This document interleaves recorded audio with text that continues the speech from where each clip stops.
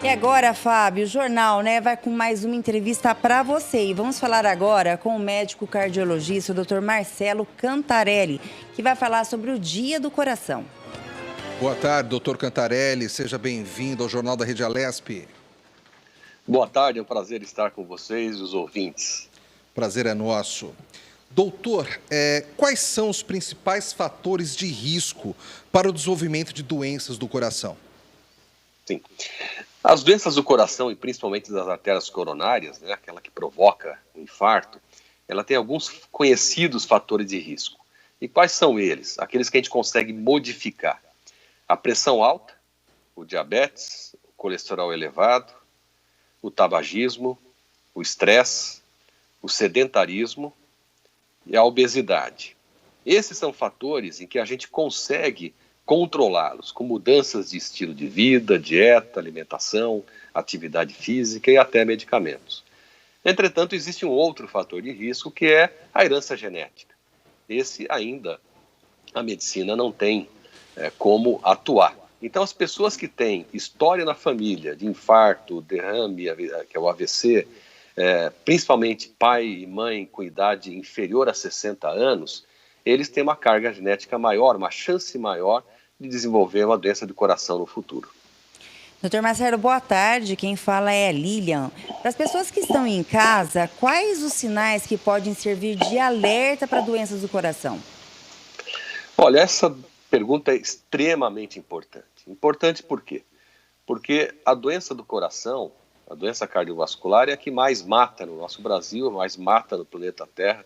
São 17 a 18 milhões de pessoas que morrem todos os anos no planeta. Então, é importante que a gente saiba a prevenção para essas doenças. Primeiro, conhecer os fatores de risco que a gente comentou. E segundo, identificar os sinais e sintomas do infarto do miocárdio. Por quê?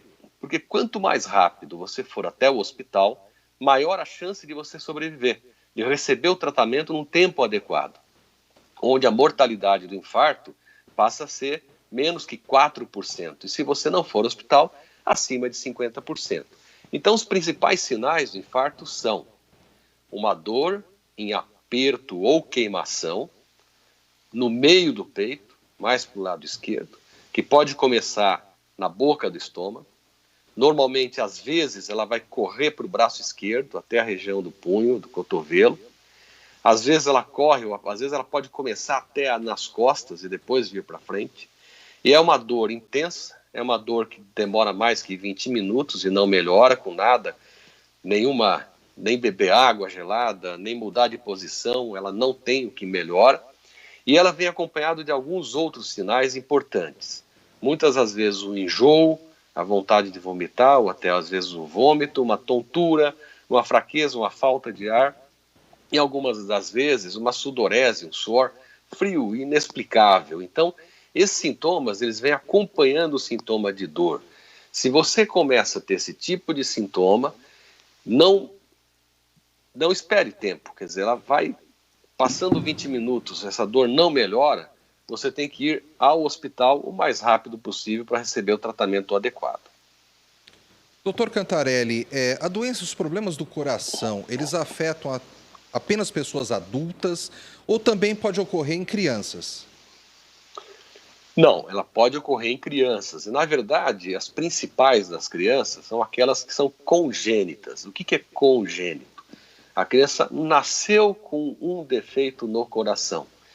Hoje, a nossa vantagem é que, se a gestante fizer um pré-natal bem adequado, consegue-se fazer o diagnóstico dessa doença antes da criança nascer, inclusive, por um ecocardiograma fetal, um ultrassom do coração dentro do útero da mãe. Então, a gente já conhece essas patologias, essas doenças congênitas, que são de vários tipos. Algumas são mais complexas, mais graves, outras mais simples. Alguns defeitos, que são pequenos buraquinhos na parede do coração, na parte interna do coração, eles podem fechar ao nascimento. Alguns não fecham. Alguns a gente diagnostica, a gente já sabe, assim que a criança nasce. Alguns deles vão recorrer de cirurgia para ter o tratamento nos primeiros dias de vida, primeiras semanas. Outros não, outros vão ser corrigidos mais para frente. Então, Esses defeitos, eles são... A principal mensagem é que a gestante ela tem que fazer um pré-natal adequado.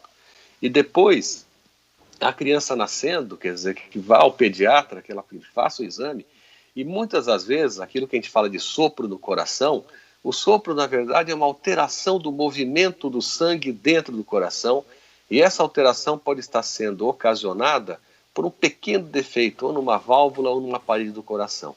Então, o mais importante é que a criança vá ao médico desde cedo.